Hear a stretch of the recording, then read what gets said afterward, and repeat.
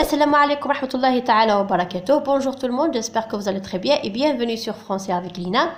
اليوم لدينا ملخص لدروس المقطع الأول من كتاب سنة الخامسة ابتدائي يساعدهم كثيرا على المراجعة للاختبارات. إذا فلنبدأ على بركة الله.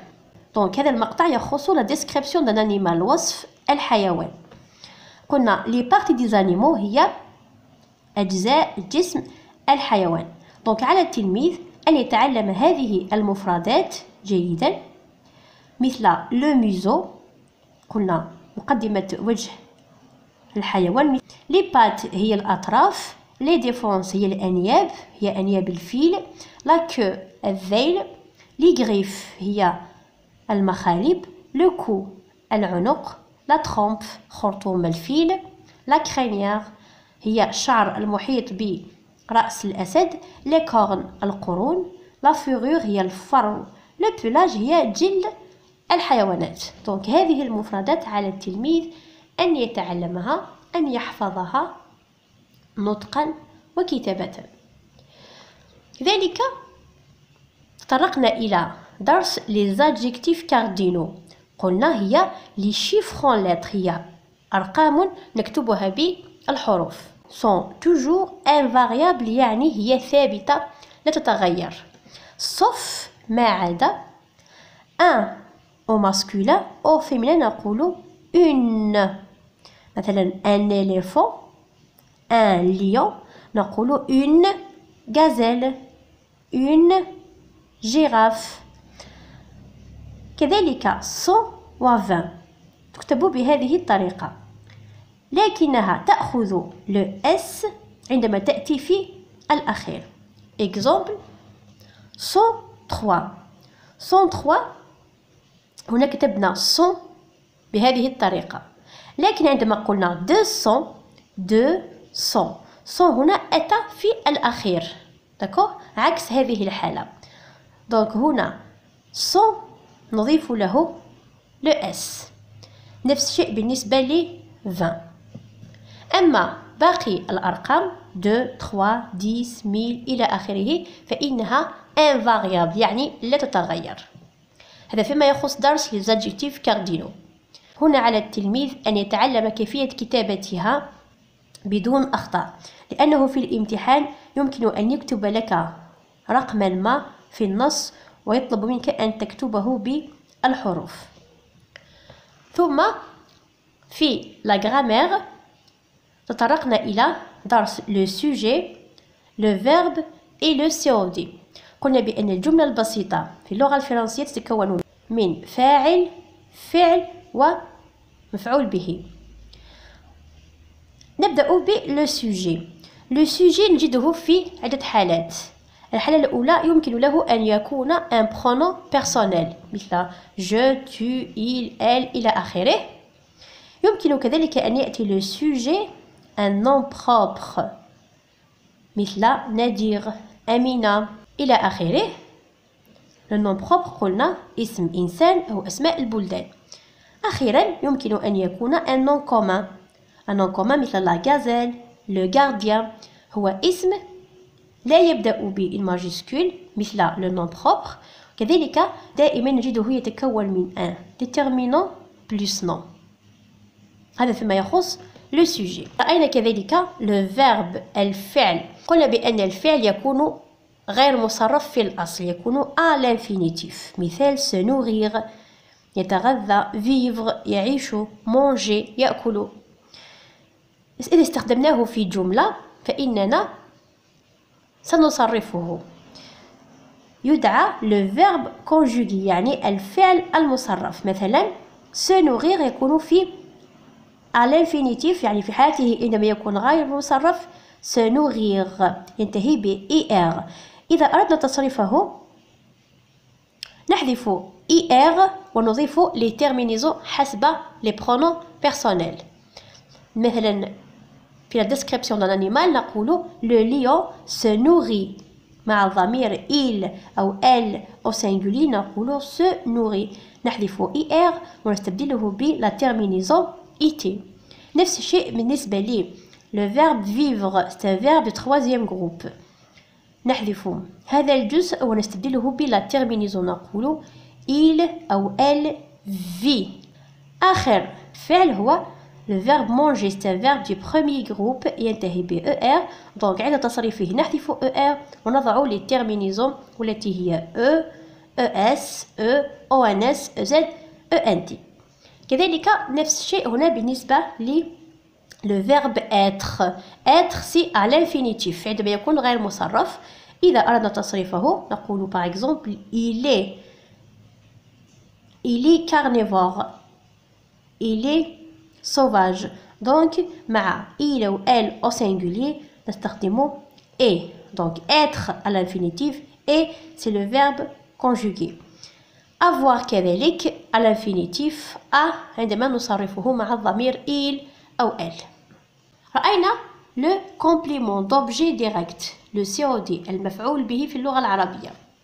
قلنا c'est un mot qui vient après le verbe pour en compléter le sens. هو كلمة يأتي بعد الفعل لكي يكمل معناه.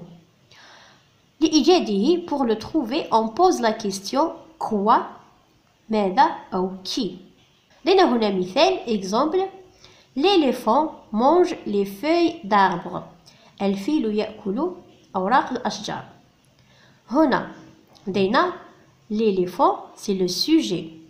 Il fait quoi? Il mange. donc mange c'est le verbe. L'éléphant mange quoi? l'éléphant mange les feuilles d'arbres. donc أجبنا على السؤال quoi. donc les feuilles d'arbres c'est le COD. بين le verbe et le COD لا يوجد أي حرف. d'accord donc يتصل به مباشرة. ننتقل إلى درس آخر وهو la phrase négative, الجملة المنفية أو السلبية. لدينا الجملة البسيطة تتكون من قلنا sujet verbe complément. هذه جملة affirmative يعني جملة مثبتة. الجملة المنفية الآن la phrase négative نجدها تتكون من le sujet ثم ne أو un apostrophe ثم verbe ثم pas أو plus ثم le complément. le sujet يأتي بعده ne. donc لدينا le verbe ne نضعه قبل الفعل و pas نضعه بعد الفعل. الآن بالنسبة لأن apostrophe نضعه قبل الفعل الذي يبدأ ب une voyelle أو un H muet. كتبت لكم هنا un apostrophe quand le verbe commence par une voyelle مثل le verbe être. il n'est pas carnivore. هنا لا نقول il ne est pas وإنما il n'est. نضع un apostrophe لأن le verbe être يبدأ ب une voyelle E. نقول مباشرة il n'est ثم نضع pas. donc قلنا ne قبل الفعل و pas بعد الفعل. فيما يخص plus نستخدمه عندما نتوقف عن ممارسة عادة ما. مثلا نقول il va au cinéma. هو يذهب إلى السينما. عندما نقول il ne va plus au cinéma نفهم بأنه لم يعد يذهب إلى السينما أي أنه توقف كليا عن الذهاب إلى السينما. هذه الصيغة نسميها la forme négative. في الاختبار يمكن أن يقول لك transforme cette phrase à la forme négative يعني حول هذه الجملة إلى الجملة المنفية. قلنا بأننا سنضع ne قبل الفعل و pas أو plus بعد الفعل. الآن ننتقل إلى la conjugaison تصريف الأفعال. رأينا les verbes pronominaux. verbe pronominaux في الجمع. في المفرد نقول le verbe pronominal. رأينا مثال قلنا se reposer. donc le verbe pronominal دائما يكون مرفقا ب se بهذا الحرف. se reposer, se laver, se promener. donc se يرافق دائما le verbe pronominal. عندما نأتي إلى تصريفه نصرفه مع les pronoms personnels. نضع دائما بين le sujet et le verbe نضع بينهما هذه الحروف والتي تدعى les pronoms réfléchis. donc نضع le pronom personnel يعني الفاعل ثم نضع le pronom réfléchi ثم نأتي إلى تصريف الفعل. إذا كان هنا الفعل من المجموعة الأولى c'est un verbe du premier groupe نصرفه بشكل عادي مثل ما تعودنا على تصريف le verbe du premier groupe. نضع E, ES, E, ONS, EZ, ENT. أما فيما يخص le pronom réfléchi avec je نضع me avec tu te avec il و elle نضع ce avec nous نضع nous vous نضع vous avec il و elle en pluriel نضع ce. Je me repose, tu te reposes, il elle se repose, nous nous reposons, vous vous reposez, il elle se repose. هذا فيما يخص le verbe du premier groupe.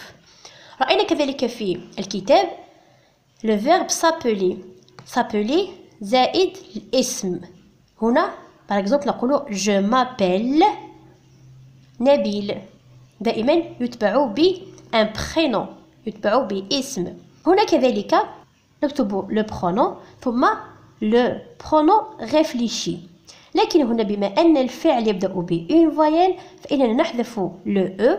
هذا le e نحذفه لأنه التقى هنا e avec a يعني التقى deux voyelles.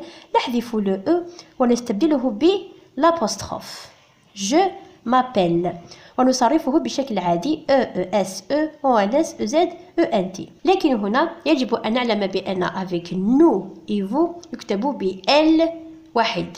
أما مع باقي الضمائر فإنه يكتب ب deux l. هنا صرفنا كذلك le verbe se nourrir لأن هذا الفعل نستخدمه كثيرا dans la description d'un animal في التعبير الكتابي وصف حيوان. أولا se nourrir السؤال يأتي بكثرة في الاختبارات يقول لك donne ou bien trouve dans le texte le synonyme du verbe se nourrir. donc se nourrir son synonyme مرادفه هو manger يأكل. se nourrir أو manger لهما نفس المعنى بمعنى يأكل أو يتغذى. الآن عندما نصرفه قلنا se nourrir c'est un verbe pronominal كذلك هو فعل من المجموعة الثانية c'est un verbe de deuxième groupe.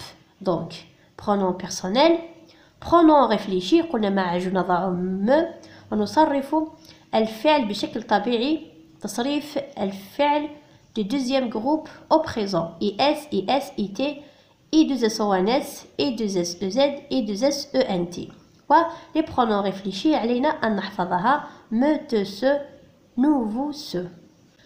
الآن ننتقل إلى l'orthographe. رأينا le féminin des noms مؤنث الأسماء. عندنا le nom عندما يكون في المذكر masculin. عندما نجد le au masculin au féminin يصبح la. un au masculin au féminin يصبح une. هذا فيما يخص les déterminants. الآن الاسم un client. client يبقى كما هو لكن نضيف le e في الأخير. donc un يصبح une client يصبح cliente. نضع le e à la fin. الآن un camarade زميل. un client هو زبون. un يصبح une camarade. هنا تلاحظون بأنه au masculin في المذكر ينتهي ب e. donc عندما نحوله إلى المؤنث يبقى كما هو. طبعا هنا توجد حالات كثيرة فيما يخص المؤنث سنراها لاحقا في الدروس الأخرى. كذلك رأينا le féminin des adjectifs de couleur مؤنث صفات الألوان. rouge, rose, marron et jaune تبقى كما هي سواء كان الاسم مؤنث أو مذكر تبقى كما هي لا تتغير. أما فيما يخص bleu au masculin au féminin نضيف له le e. noir نفس الشيء كذلك vert نفس الشيء نضيف لها le e au féminin. الآن blanc au masculin au féminin يصبح blanche. violet au masculin au féminin يصبح violette. gris au masculin au féminin يصبح grise. نضيف le e. لنا هنا مثال un cartable noir محفظة سوداء.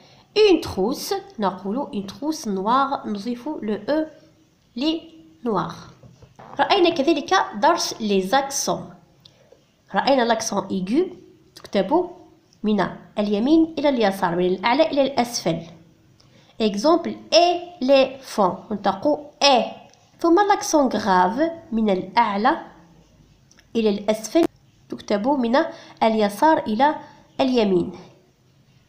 exemple règle مسطرة. هنا تلاحظون الفرق بين e و a. ثم أخيرا لدينا l'accent circonflexe تدعى كذلك le chapeau ما أنها تشبه le chapeau القبعة. exemple bête حيوان. الآن ننتقل إلى la projection écrite. décrire un animal وصف الحيوان. هنا لدينا نموذج بسيط جدا يسهل للتلميذ كتابة الوضعية الإدماجية بكل سهولة. قلنا دائما نبدأ بالتيتر العنوان ثم نبدأ جملتنا بأون ماجيسكول. نبدأ بل إذا كان الحيوان ماسكولا، لا إذا كان فيمينا، الابوستروف إذا كان الحيوان يبدأ بإن فويل أو أش ميي. exemple le lion، la gazelle، l'éléphant. ثم est un animal نكتب سواء sauvage أو domestique إذا كان متوحشا أو أليفا. ثم نقطة نكتب إن ماجيسكول il أو elle على حسب الحيوان الذي نتحدث عنه. vit dans يعيش في la savane أو la forêt أو le désert. donc نختار الكلمة حسب الحيوان الذي نصفه. نقطة كذلك نبدأ الجملة بإن ماجيسكول دائما. ثم il أو elle se nourrit يتغذى على la viande إذا كان carnivore اللحم. ثم l'herbe العشب de feuilles d'arbre أوراق الأشجار إلى آخره les plantes. d'accord. ثم نقطة نعود إلى الجملة الموالية نكتب بإن ماجيسكول ثم نبدأ بوصف الحيوان. il a فاصلة وأخيرا نضع et ونضيف الجزء الأخير ونضع نقطة في نهاية الجملة. لنا هنا مثال l'éléphant. donc l'éléphant est un animal sauvage. il vit dans la forêt. il se nourrit de plantes et de feuilles d'arbres.